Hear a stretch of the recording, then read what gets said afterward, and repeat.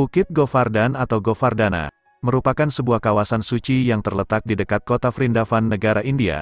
Banyak para peziarah mengunjungi Bukit Suci Govardhan setiap tahunnya untuk melaksanakan parikrama, mengelilingi wilayah bukit sambil berdoa, bernyanyi, maupun melaksanakan meditasi japa.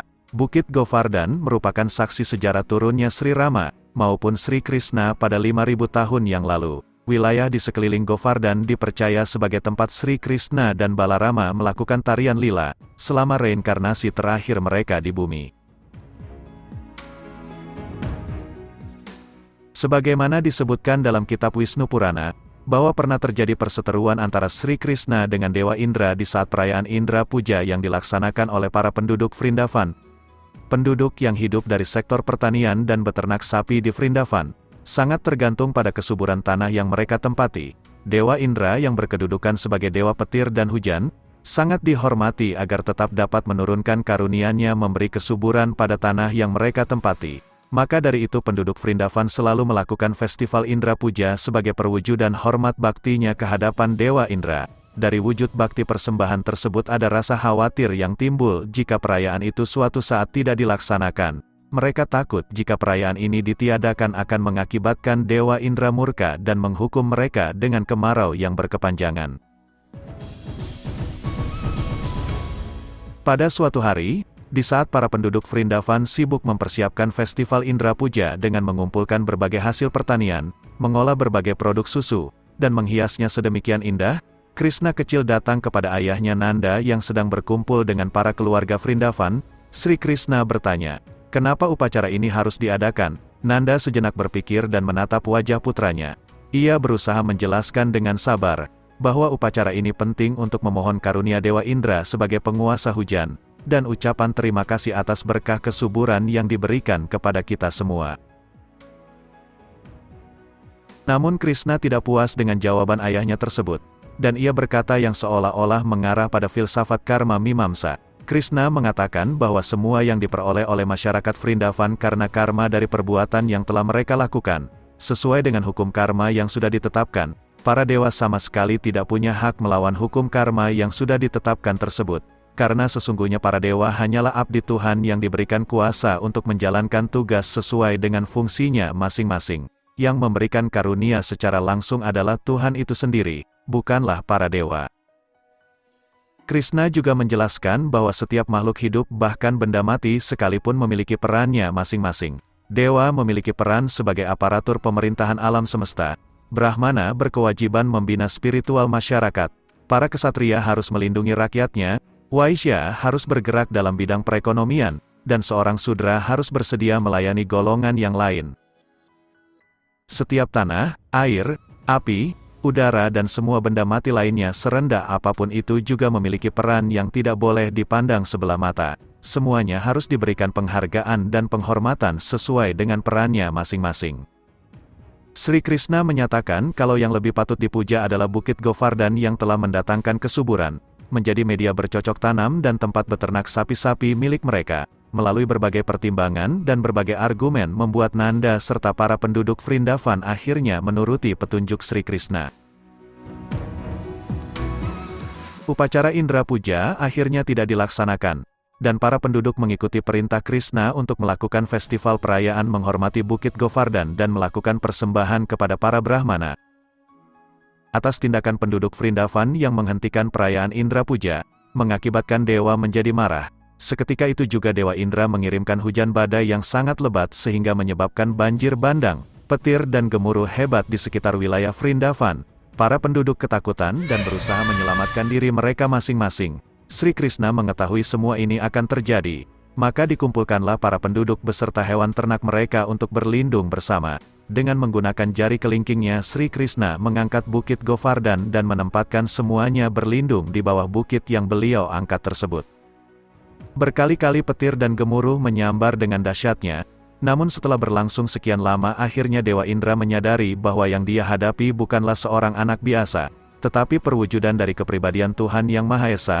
Pujaannya, Dewa Indra langsung seketika menghentikan semua kekacauan yang terjadi, lalu hadir ke Bukit Govardhan dan bersujud memohon maaf kepada Sri Krishna atas kelancangan yang telah ia lakukan. demikian pula para dewa hadir menyaksikan kejadian tersebut dan mengucapkan doa-doa pujian kepada kepribadian Tuhan yang sedang melakukan lila rohani.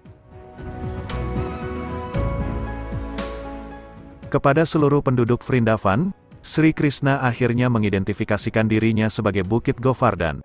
Beliau kembali memperlihatkan kemahakuasaannya dengan menyantap semua makanan yang dipersembahkan dalam perayaan tersebut. Hingga sejak saat itu, penduduk Vrindavan selalu melakukan upacara persembahan terhadap Bukit Govardhan sebagai wujud penghormatan kepada Sri Krishna.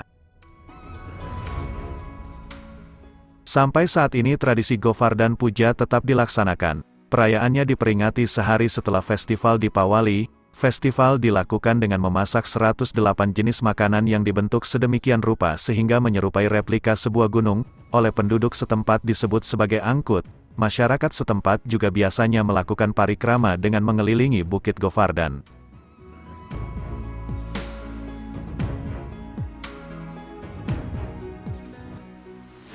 Kisah Bukit Govardhan juga diceritakan pada naskah Ramayana dari zaman Treta Yuga, ketika Sri Rama menerima hukuman harus hidup dalam pengasingan di tengah hutan selama 14 tahun, bersama istrinya Dewi Sita serta saudara mudanya Laksmana. Di tengah hutan, Raja Raksasa Rahwana menculik Dewi Sita yang sedang sendirian, melalui pencarian yang cukup jauh dan panjang oleh pasukan Wanara yang dipimpin oleh Hanuman dan Raja Sugriwa. Diketahuilah bahwa Dewi Sita berada di istana Alenka di seberang lautan. Untuk dapat sampai di Alenka bersama semua pasukan Raja Sugriwa, maka dibangunlah jembatan di tengah lautan agar dapat menyerang kerajaan Rahwana di Alenka dan segera dapat membebaskan Dewi Sita. Dalam pembuatan jembatan tersebutlah, terdapat cerita Hanuman dan Bukit Govardhan. Para pasukan Wanara mengumpulkan begitu banyak batu-batu dan gunung, serta membawanya ke tengah lautan. Atas kekuatan dari Sri Rama, batu-batu ini mampu seimbang dan mengapung menjadi sebuah jalan di atas laut. Hanuman, pemimpin para pasukan Wanara yang paling hebat dan kuat, membawa gunung-gunung dan batu-batu besar untuk diletakkannya ke laut. Semakin jauh Hanuman mencari gunung, bukit dan batu-batuan besar, sampailah ia pada Bukit Govardhan. Hanuman mencoba mengangkat bukit tersebut namun ia tidak bisa. Walaupun telah mengerahkan semua kesaktiannya hingga berubah menjadi seukuran raksasa yang bahkan lebih besar dari Bukit Govardhan itu sendiri, tapi tetap saja Hanuman tidak mampu untuk mengangkatnya. Melalui pemusatan pikiran, akhirnya Hanuman mulai menyadari kalau Bukit Govardhan adalah kepribadian yang sangat spesial dan penyembah agung dari kemuliaan Tuhan. Hanuman menghaturkan sembah sujudnya pada kepribadian Tuhan dalam Bukit Govardhan, dan dengan hormatnya Hanuman memohon agar Bukit Govardhan dapat ia bawa sebagai penghormatan serta baktinya kepada Sri Rama. Dalam upaya untuk menyelesaikan jembatan di tengah laut, sebuah tanda menunjukkan Bukit Govardhan sangat merestui tujuan mulia dari Hanuman. Namun belum sampai bukit itu diangkat, terdengarlah seruan dari langit yang menyatakan bahwa jembatan Sri Rama menuju Alenka telah selesai dibuat. Kabar itu membuat Govardhan menjadi sangat sedih dan menyampaikan perasaannya kepada Hanuman. Anda telah berjanji untuk membawa saya ke lautan di mana saya akan mendapat kesempatan untuk melayani tuanku Sri Rama. Namun sekarang semuanya sudah tidak mungkin itu dapat terwujud. Aku amat bersedih.